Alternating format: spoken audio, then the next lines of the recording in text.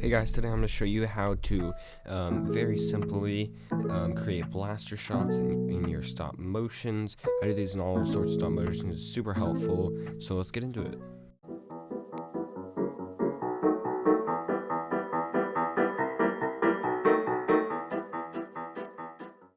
First thing I recommend that you do is you go and download the Stop Motion Studio app. This is what I do all my stop motions on. It is so helpful and is just really great. It has lots of great features, so make sure that you go install that. So the very first thing you want to do is click New Movie, and you should be put into something like this. Now once you adjust your settings to how you like them, and of course you might want to build a set like I have here for this for a stop motion I'm currently working on, but once you get all that done, of course you're going to want to get your minifigure. Once you have your minifigure, of course you're going to put it in your frame, and you can zoom in if you would like by just going here. You can zoom to get it how you would like, and then of course very first you're going to want to take a picture of just that. Now I'm going to be using this feature called onion skinning, where it'll show you what's in your last frame. So as you can see, my hand's completely clear because it was not in the last frame, and if I move my clone, you'll see it'll show him where he was last frame. And this is just a very super helpful tip for anything you do in stop motion, but I'm going to turn that on here. And so what you're first going to want to do is get your clone and have him, of course, or get your character and have him have his gun. And then you're going to first want to take a stud, I'll turn off this so you can see better, of the color of blaster shot with a hole in it. It does not have to be translucent if you don't have one that's translucent, but it really helps if it is, so that you can put it on the end there. And then you're just going to want to take another picture, and then you're going to want to take that off.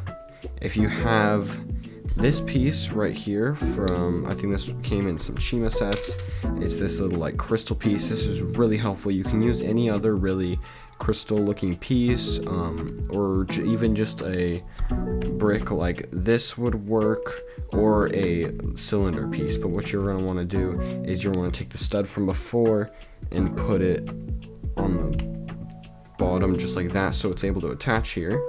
So you're going to want to put that on the end of the blaster, and your clone has to have some movement, because if he's not moving, it's going to look really dull. So you're going to lift up the blaster. You can adjust your clone a little bit, or your character, so you can see how he kind of moved there, and then take your picture. And then for the next frame, you're going to want to take the whole thing out, and maybe move your clone a little more, and then you're going to want to grab one of these lightsaber bar pieces.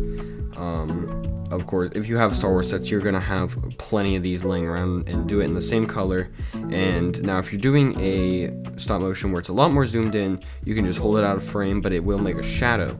One thing I like to use is this little piece right here. This comes in tons of Lego sets, and I have all sorts of them. But you're going to want to put your blaster on the end there. We turn back on our onion skinning. Then you're going to want to first take a picture. We're going to do masking, so take a picture without your blaster shot in there, and then you're going to want to go back in and try not to get your shadows in. If you have to, you can attach more pieces to it. As you can see here, you can make your rig as long as you want. I have mine with 3 of these clear pieces here, but then you're just going to kind of put it out in front of your character.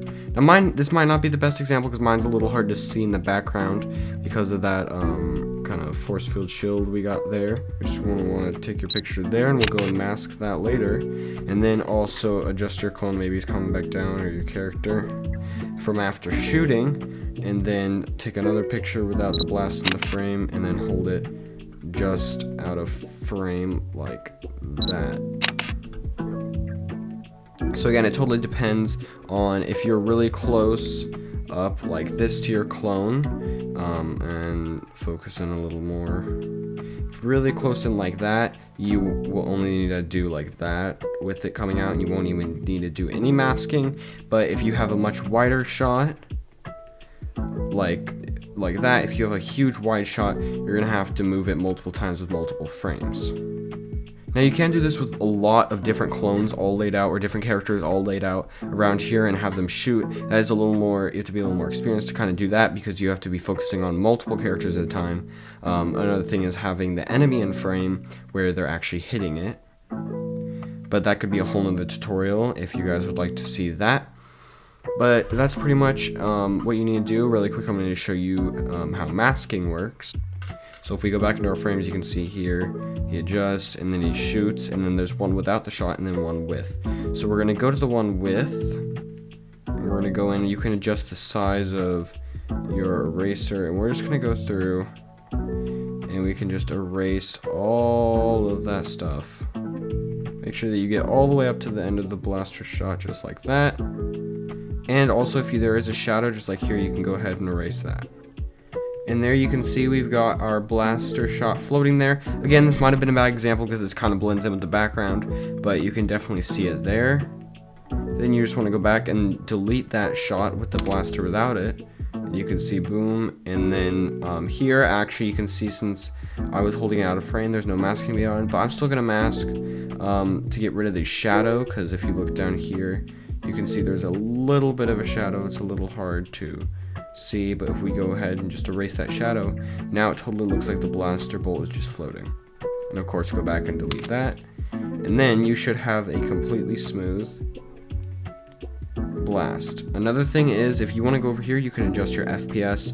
I normally go at 12 or 15. It just depends on the film I'm doing. You can see he shoots over and over, and if you want him to shoot over and over, it's very simple. You just have to go back in, you can just click the select, go all the way to the end, and copy, and then if you just paste that multiple times, then you can see it'll shoot 3 times. 1, 2, 3.